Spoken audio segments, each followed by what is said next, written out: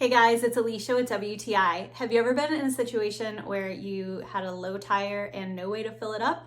Well, this little tool would really come in handy. This is a DEWALT portable tire inflator, and this is a super cool, really handy little product. So first of all, this is nice and lightweight, easy to keep with you in your car or in your truck or whatever, and it works so well. It's super easy to use. So you will use it in conjunction with a 20-volt DEWALT battery. It's really easy to just slide that on, and then you are ready to go. So it's super simple to operate this. You basically just set the PSI that you're looking to achieve on your tires, and then this little air compressor does all the work for you. It even has an auto off function. So once you reach the desired PSI, it's gonna turn itself off. So you don't even have to sit there and watch it.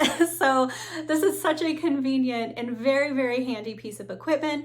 Not only can you use it to inflate your tires, but it also has other attachments and a wider hose here for inflating things like air mattresses and other items. So I think that this is definitely a must-have product. This is gonna save you a lot of trouble if you're in a situation with a low tire and you need to get it handled quickly. I absolutely love this, and that is my point of view.